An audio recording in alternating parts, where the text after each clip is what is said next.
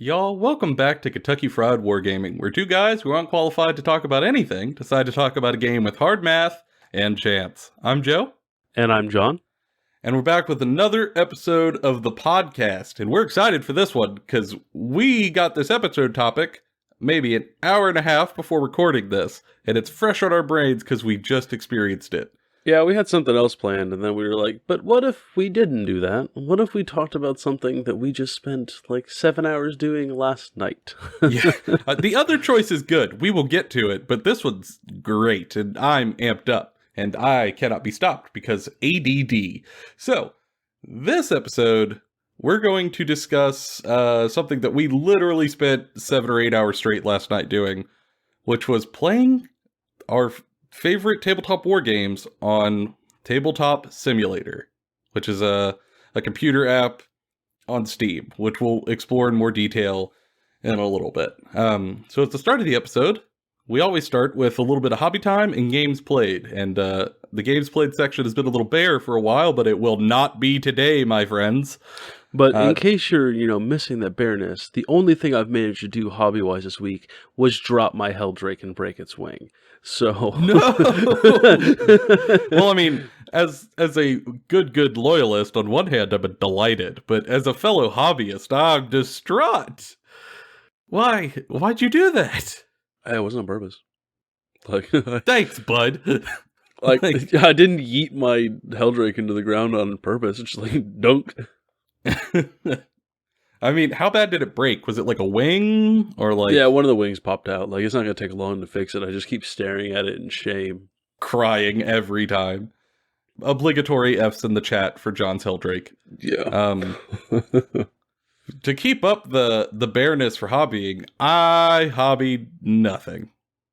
I've been a bad hobbyist this week.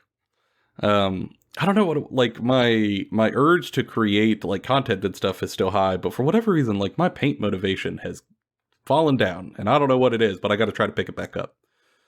So I apologize, y'all, but we'll try again next week. However, for games played, we got stuff to talk about. Last night, John and I got together with our friend Tanner to play not one, but 2 games of Tabletop Simulator together. First game, John and I went toe-to-toe. Him bringing his Beast of Chaos, and me bringing a bunch of Gloom Spike Gits. It was a bloodbath. Yeah, it did not go how I thought it would go, but it certainly was a bloodbath. I have wanted to play Beasts of Chaos for years. I have the models. I've been building them and painting them off and on for years. I haven't sat down and actually played a game of Beasts of Chaos before. And, yeah, it shows. It shows real bad. My goat man just went, bah, and died. It was pretty bad. I mean, if it makes you feel better, it was also my first game of Gloom Spike Gits. It doesn't make me feel better. I would prefer if you were a veteran Gloom Spike Gits player. Yeah, it's no big deal. I kind of just put you in the dirt. It's whatever, dog. But no, it was absolutely a good time. Even losing, it was great to play the game. Even when all my stuff got massacred, it was just laughs and fun the whole time. Oh, dear God, it was. Yeah, I would. So this is normally where I would tell you my army list, but really it's kind of short for the Gloom Spike Gits, because the way this game played out, I put 60 goblins in the middle of the board. And then I put some other stuff on the wings, but that other stuff is entirely irrelevant. It did nothing. All of it did nothing. Literally did nothing in most cases. It was like a 60-person strong street gang of Gloom Spike little goblin dudes who ran up and shanked all my goat men to death. Bestigors, nope, not Bestigors, more like Deadigors. They were just gone. Yeah. He got opening turn, and he ran his, a 10 block of Bestigors at my 60 blob of goblins. And these, awful Chad goats came strolling over to try to give us wedgies, and we just wanted to play hacky sack. Be left alone. No, you had to kill, you swung everything you had, killed 3 goblins, And then everybody else stopped hacky sacking, snorted a bunch of PCP, pulled out rusty daggers, and dive piled like you were Julius Caesar. It was It is March. Ides of March. It's about stabbing together. And I gotta hand it to the Gloopspite. They get the message. They really do. We're just trying to hacky sack in the parking lot of this Whole Foods, and you decided to come over here and set fire to our little cardboard we're breakdancing on. We'll stab you to death, old man. I don't give a shit. Like, And they did it. They did it. They stabbed those 10 goats and then ran across the board and stabbed 10 more and their boss to death. Like, yeah, it was very good. the Beast Lord didn't even get an action. Yeah, like they got to the Beast Lord, he was like, I do 5 wounds. And I was like, neat. He's like, how many wounds do you have? 5. No. Oh no. Oopie doopie. Oopie doopie.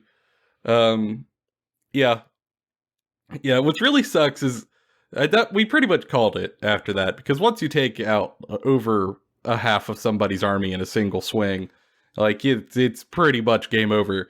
But even if he did manage to chop his way through all 60 of those goblins, the little bastards are gonna pop out of the giant rock behind him anyway. Yeah, because the other 30 goblins are inside the Whole Foods buying hummus and, like, I don't know, patchouli. They come out and see their buds getting attacked in the parking lot. They cannot have it. Although, someone out there, please explain to me how this rock is just on the battlefield. Like, do they drag it everywhere they go? I know a lot of the terrain features races summon. Like, I play Sylvaneth, so like they summon forests wherever they go. Okay, I got it. Or like the Fire Slayers, they snap their fingers and magically the furnace will appear. Okay, I got it. But how does this giant 80-foot rock just pop up? Well, I mean, that's shaped like a moon, and no one noticed it. It's probably in their Chevy Astrovan, and they just pull it out and like put it up in the parking lot. They got the extended body. Okay, yeah. That makes sense. Yeah. So all kosher. Yeah, that was game 1. It was a holler brawl. It was John and I's favorite type of game. Messy, just like us. Yeah. But we had a whole lot of fun doing it. Yeah.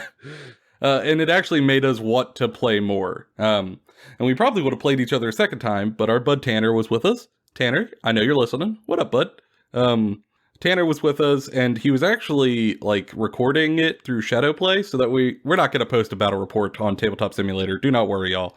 But on YouTube, if it looks good enough, we'll just, we'll throw it up on the YouTube channel as like a little bonus video. Don't worry, it's not going to replace a podcast episode or anything. It'll just be like a couple like clips of like, look at the dumb stuff we did, just because we were already doing it anyways. Yeah, we were already doing it, so we figured like bonus stuff if you guys want to maybe get a couple of chuckles with us.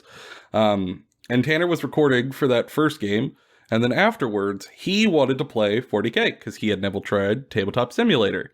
So John sort of arbitered for us, because John has the cabbage for 40K, and we do not. Big cabbage.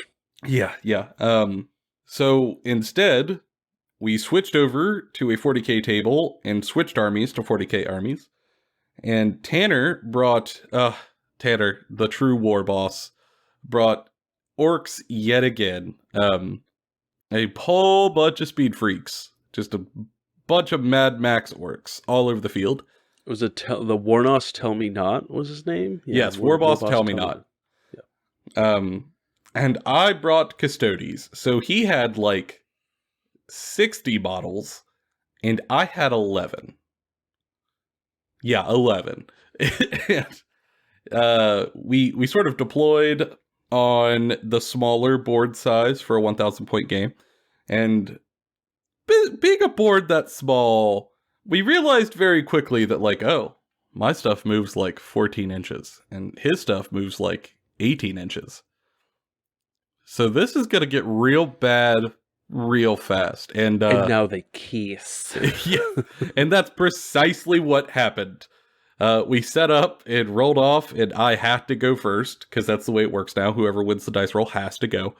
So I had to go first. And I looked across the board at all of his stuff and went, yeehaw! And hit the throttle and sent everything up. Everything. All the bikes. I sent the bike captains, sent the troops onto the objectives. Just everybody get in there. And I did. Just got stuck in. I think in the first turn of shooting, I killed 2 of his buggies and then a unit of knobs on bikes, and then dealt a bunch of damage to one of his trucks. It got real bloody. He counterattacked on his turn, trying to like swing out at me, and in a lot of places he didn't really get too much traction. However, my captain got caught out in the middle of the board and swarmed. Absolutely swarmed. I think he got shot 40 times? Oh, yeah, and then he got punched to death. Like, I'm pretty sure that you now know how it feels, Joseph. Yes. Joe, you know now how you too were in the parking lot. And you now have been beaten to death. Except for this parking lot was the Dick's Sporting Goods.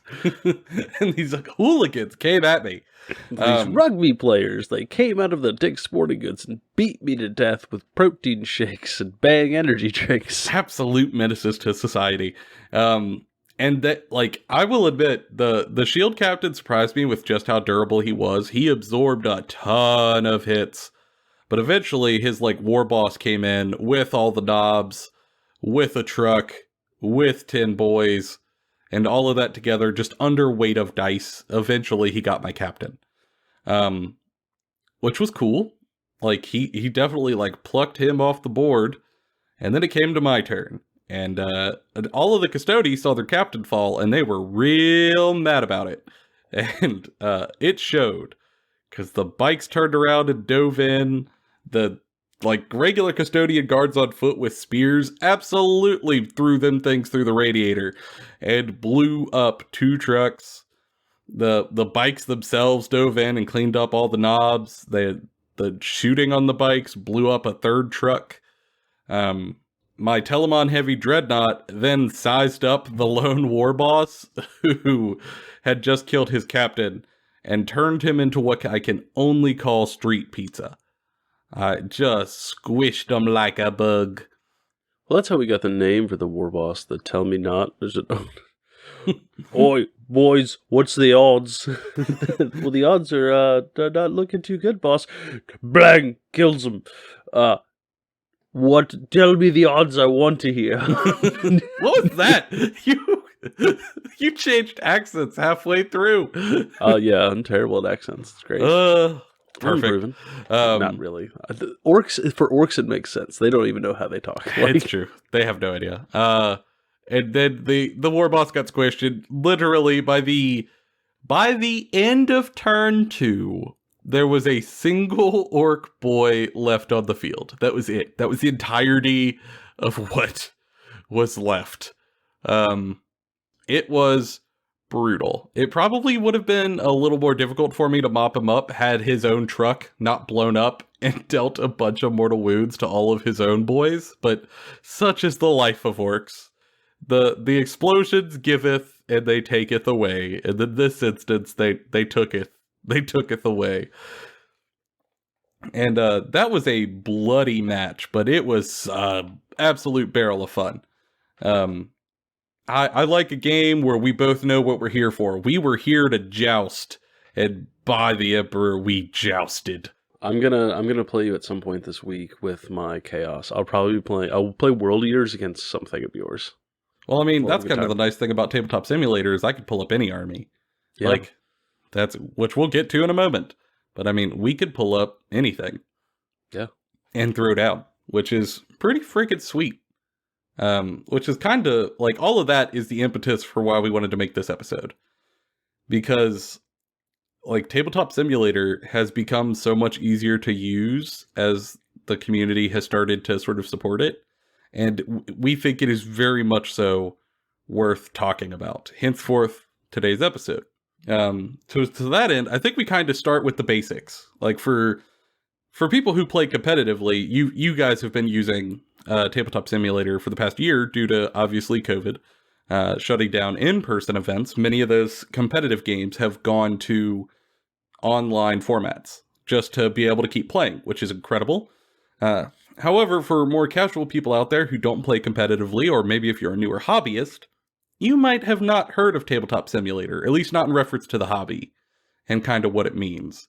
So for those out there who sort of aren't in the know, we thought we'd just break it down kind of quickly. Generally speaking, Tabletop Simulator is a game that was developed on Steam and released with workshop support. And its purpose is exactly what it says on the tin. I mean, your goal with the app is to use your mouse to like pick up dice and pieces and move it around a little virtual table, literal table, that has it used to be like board games and stuff on top of it. So you could play like Monopoly or Candyland or, Settlers of Catan or whatever on that little virtual board game with friends anywhere they are in the world over the internet. And you can move your pieces and roll your dice and stuff like that. However, over sort of quarantine, it has taken on a whole new level. Yeah, as a medium, we kind of didn't think about touching it too often. Like, we touched it towards the beginning of quarantine and played with it a little bit, but we were like, kind of got into the doldrums of like quarantine life, I guess. I still kept up with it online, when watching stuff and stuff like that. But I kind of switched to doing a lot of Total Warhammer, or I've been playing a lot of Elite Dangerous and stuff like that, video games. But now with a light at the end of the tunnel, at least here in the States, you can see the benefit of kind of coming back into the new edition through some sort of medium. Yeah. And Tabletop Simulator really benefits that. And not just for Games Workshop games, but upon thinking about it this morning as I was drinking coffee, this is great for trying new games that you don't want to have to put $200 into to start and see if you even like. Oh God, yes. That is one of the main benefits, is that you don't have to throw a whole bunch of money down to try some of this stuff. Yeah. Which we'll get to in a little while when we talk about the benefits of the hobby. But generally speaking, it has just exploded from community support as a way for us to play Warhammer in a time when we probably couldn't play Warhammer, which is pretty great. But yeah. I think when talking about it, the first thing that kind of kicks into people's heads is a concern. Does this replace the real game in the future? If it's already started to rapidly get better, will it just continue to get better and replace our tabletop miniatures? And I think for me, the answer is I would be shocked if it did. My answer is a yes and a no. Yeah, that's fair. I can see. I think I know what you're getting at, but we'll dig into that. Yeah, let's dish. For me, let's think fight.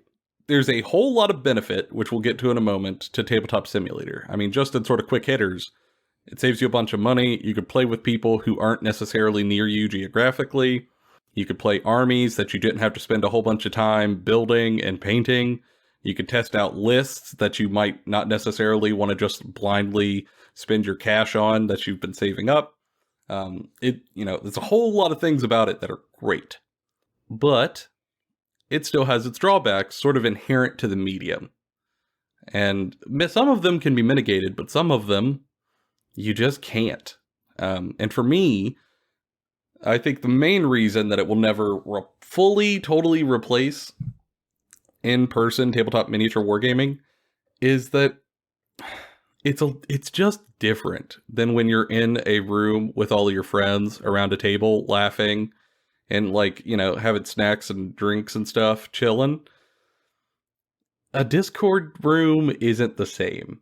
You know what I mean? It's lacking a sense of sort of, I don't know if I'd use the word intimacy, but sort of personality to it, sort of human connection. It's just not quite as deep.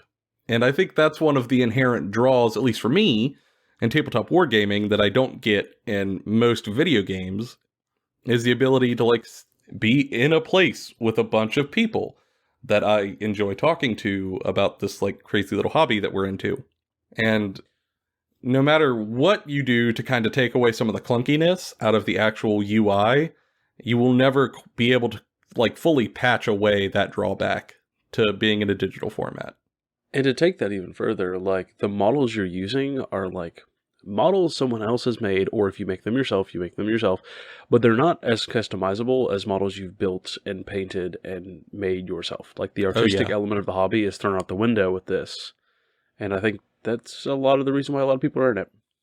Yeah, I mean, because they can write the lore for their guys and then physically make their guys look a certain way. Yeah, and also, like, most of the stuff that you get out there, you could grab from the community workshop, but not everything exists out there in the quality you want, you know? I mean, some of them are literally like 2D pictures on a little, like on a base. Yeah. Which, and it's, you know, it's kind of like an age-old argument. Before there was Tabletop Simulator, there was people who made paper cutouts and put them on bases and played with those. Like, that's a thing people used to do. And I think that's great. That's why I think that, yes, it's going to replace parts of the hobby, and no, it won't. In my experience, even in the old days, when people proxied models or proxied things with other things to play the game, it wasn't because they didn't want to buy the models. It's because they didn't have the money, or because they wanted to test something, or they wanted to see how something worked before they spent their hard-earned money on it. And I think there's zero problem with that. I think that most people want this, like, want to buy into the hobby. They want to have the thing. But you gotta, like, there's no problem with letting them test it first. There's no problem with letting them play it.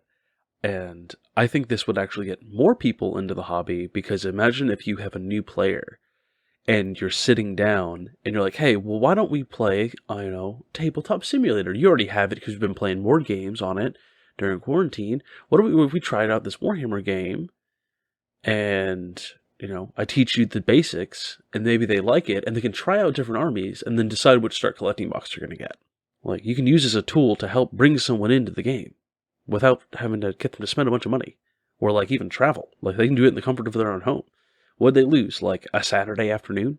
Yeah, if that. I mean, It is incredibly convenient, and I think that's why it's going to stick around. Yeah. At least in some forms. But I think the moment in-person games open back up tournament-wise, people are still going to go to those things. And I think, especially at the beginning, people are going to be chomping at the bit to get out of quarantine and go see their friends that they haven't gotten to see in now over a year. Like, Lord knows John and I are.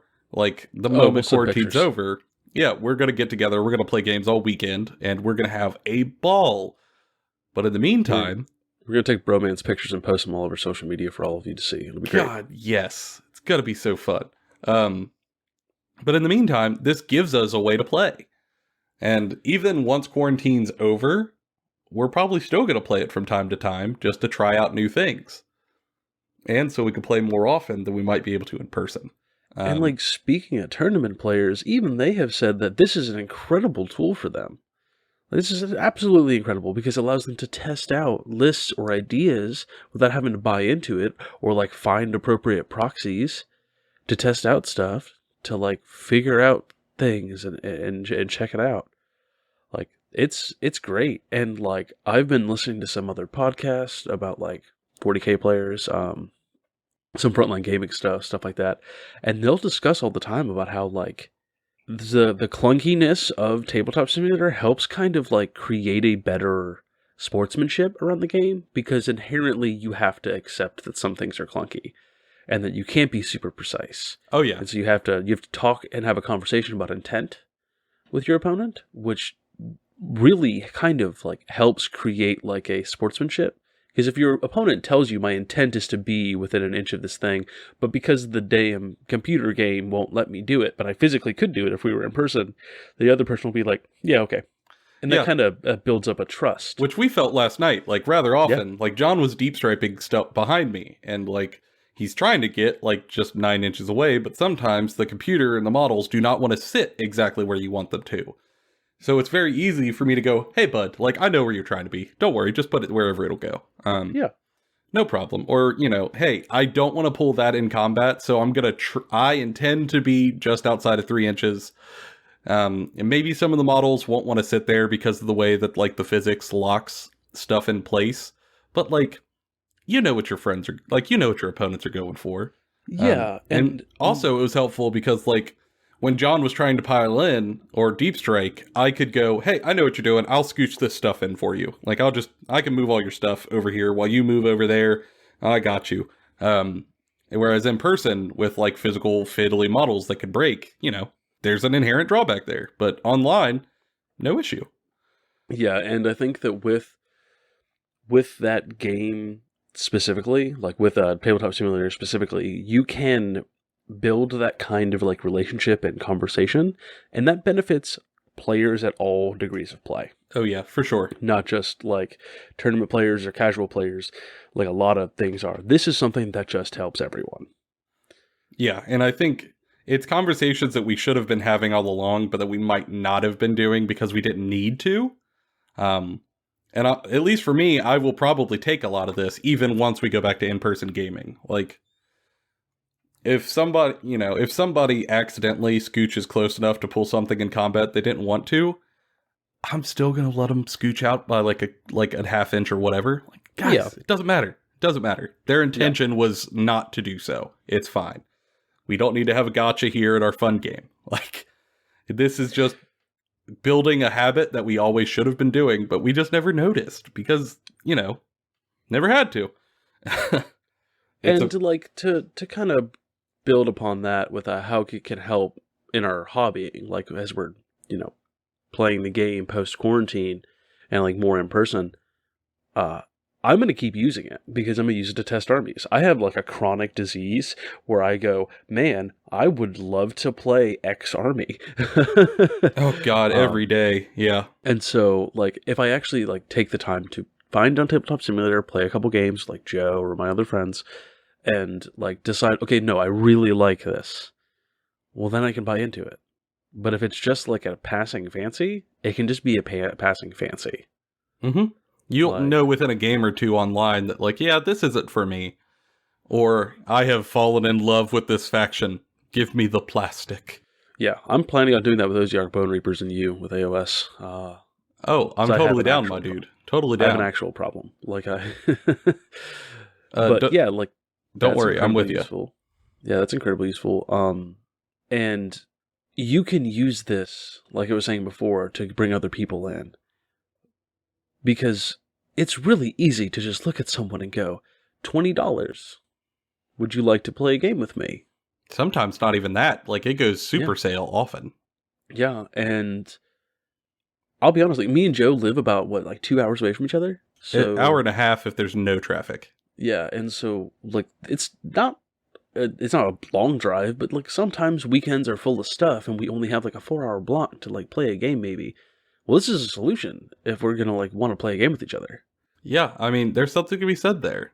Like, you know, we're already talking, kind of looking forward. If people do want us to do in-person battle reports, like, we'd have to do a bunch at a time because of the distance we'd have to travel to be able to sit down and play. But here, that just goes away. Any night that we're both free, boom, let's game. And that's exactly what happened yesterday. Like, we did no pre-planning. None at all. We didn't even talk about it. I literally texted John at like 3, hey, didn't you want to play TTS sometime? And he was like, oh, you right. Let's do that tonight. And it just happened. We sadly could not do that with an in-person game just because of the distance. Yeah, I mean, you have to plan out. I mean, even if we lived close to each other, like in the same town, we would still have to plan out, like, okay, where are we going to go and play? Because neither of us really have a space where we can have, like, a big table with a bunch of terrain. Working on it. Yeah. You know, where, like, we have to get our models together. We have to tell our partners, like, hey, we're planning on going and drinking energy drinks and eating chicken nuggets while we play with Plastic Army Man for 8 hours. Hope you bought a bottle of wine. Yeah. We gotta get out. Here, there's not so much of that. And also, big benefit to Tabletop Simulator. Let's say you try to do that. You're like, hey, you know, you tell whoever you live with, like, yeah, I'm going to be kind of unavailable for a little while. I'm going to go play. let's say you get halfway through and you have to step away. Like maybe you have kids and one of them just like threw up everywhere, or something pops up where you have to step away for a little while. You could literally hit save the entire board state, close it down, and just open it back up later. Yeah. So like even if you are halfway through a game and like you're both having a blast, if you have to step away, you don't have to end that game. You literally just have to go, oh, sorry. Maybe we reschedule for like tomorrow night, and then it's as easy as hitting open to go right back to where you were. You didn't miss a beat. And with that in mind, I kind of want to bring up another point. Warhammer is an expensive hobby. Like mini wargaming is like it is a luxury hobby. Yeah. Like you can play skirmish games like Kill Team to make it a little bit cheaper. You can play stuff like Infinity to make it a little bit cheaper, Malifaux. But if you want to play like Warhammer or Age of Sigmar, it takes time and money to get the stuff and build the stuff and paint the stuff. Unless you make good money, you can't just drop hundreds of dollars on an army to start. It's going to take months. It's going to take months of work, and that can be hard to keep the energy going. With Tabletop Simulator, not so much. Like maybe somebody is into the worlds, right? They love reading the books. They love watching stuff about it on YouTube. Like they love maybe listening to the show, but they just can't fit it in their budget to like buy a bunch of stuff every month. Maybe they can only afford to buy like a box a month, if that.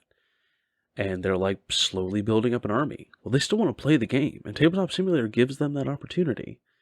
And I think that's great. Like I think that's wonderful. I mean, without it, more people engaged. Without it, there's nothing else. I mean, it is the only game in town, unless you want to drop a couple $100 on plastic, and then speed build it, and then cross your fingers that that's the faction that you're going to be into when you all get, to the table.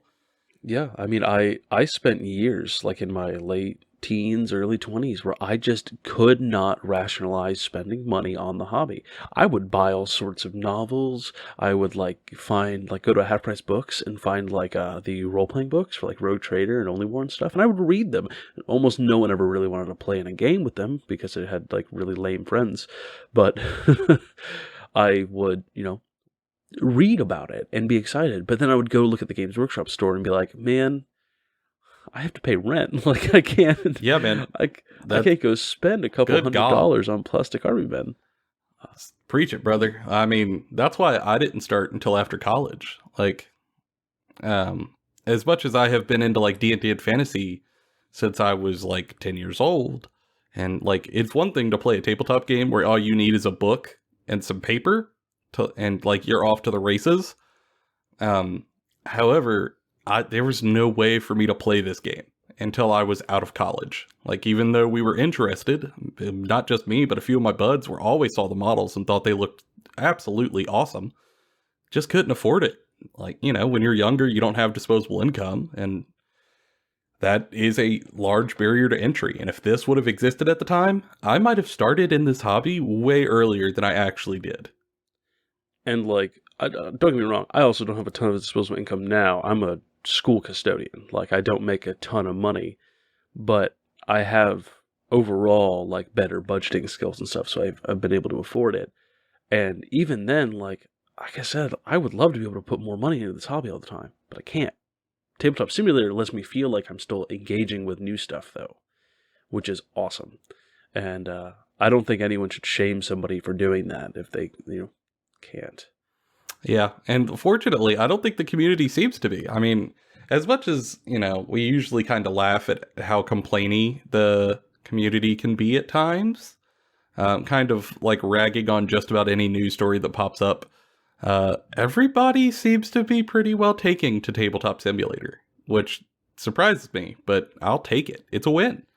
I mean, there has been a significant reduce in salt over the last year, because I think a lot of the people that were using like the game as like a prop for their other issues have kind of just left.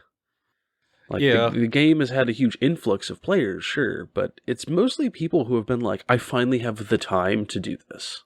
Yeah, over a quarantine, when you have nothing but inside time, it is a great time to get hobbying done. Yeah. It's about the only good thing to come out of it. Yeah. Well, Joe, do you have any other tips that you think the Tabletop Simulator could help with when it comes to like hobby? how would I put this one? I think its rapid expansion also bodes well for whatever comes next. And that's probably going to sound a little cryptic and vague, and that's because it is. However, what I mean is Tabletop Simulator, when it first dropped, was not good for us to use. I'd say it was downright awful for the hobby. The tools weren't there, the boards weren't there, the models weren't there, and it was just almost unplayable. However, especially over the past year, but even before that, the community got together and went, "Hey, we can do better than this. You know what? We're just gonna fix it. We're just gonna fix it. Yeah, let's fix it." And we did. Like, as a group, it just happened. People started organizing events around it. People started making models for it. People started making boards for it with like pre-programmed battle missions and plans in it to where it sets it all up right there for you to make it as streamlined, as easy as we can. And they did that with a tool that wasn't incredible to start with. And that gives me hope that whatever comes next, that might be a better baseline. Man, I can't wait to see what the community does with that. Yeah. I think that on another level of it foreboding well for like the game as a whole, it is a testament that a game that is so hard to play remotely has become more popular during a time of isolation, and not a small part of it has been due to Tabletop Simulator. No, yeah, I think it deserves a fair piece of that pie. Yeah, like I think that, like, we've seen the stories about how during quarantine, like D&D and role-playing, like tabletop RPGs have gotten very popular because people can like do Discord games or Roll20 or whatever. You can't really do that with the miniature games. It's a little more difficult, for sure. But the fact that they're becoming more popular is very, very good. What we can talk about in a future episode, like some of the stuff we touch on these topics, like, you know, playing on a budget, or like being able to engage with the hobby on a budget, or like the future of miniature wargaming. Ooh, like where that's going to be spicy. But like this year, and Tabletop Simulator is a really good example of that, has shown that the game is not just not going anywhere, and it's not just popular, it's not just here. The games are growing and getting bigger than they've ever been. You know, I remember when I was, 16, and I would say, yeah, I like Warhammer 40K. And a lot of people would go, "What's that?" But now, if I tell somebody that who's like roughly within an adjacent circle of mine, like with interests, they're gonna go, "Oh yeah, I know what that is." Yeah, it's very recognizable, and it's not just like a small part due to like the rise of D&D and like the rise of like other things, like the renaissance of these kind of nerdy air quotes subcultures. And it's Tabletop Simulator has just kind of taken that and umped it up, because there's a lot of people who started playing the game through Tabletop Simulator because it was cheap. It is, and it works on like even potato computers, which is helpful. And I don't know, I think the future looks bright for us as a hobby. And I hope that when quarantine does end, whenever that gets here, I hope that the game stores are even more full now than they were when we got sort of shut in. Yeah. At least that's my hope. Although, also, I kind of hope they're not, because everybody else is going to try to show up to buy Warhammer Quest, Wolfenkarn or whatever.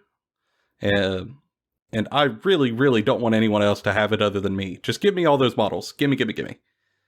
Order it now. Pre-order it now through your dude. I would if I could, but it's not up yet. Oh, gotta get it.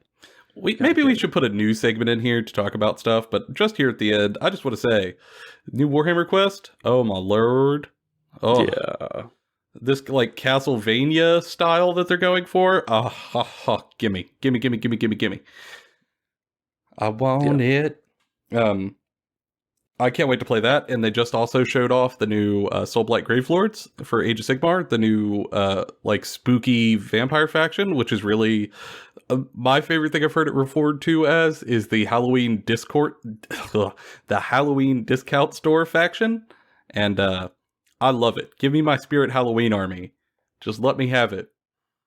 Yeah, I want to play against it. I want to play that army too, but I think that it's just better that if you just play it, and I sometimes like borrow it to play it. Well, yeah, actually, it'll probably end up being the first like joint army project that me and Amanda do.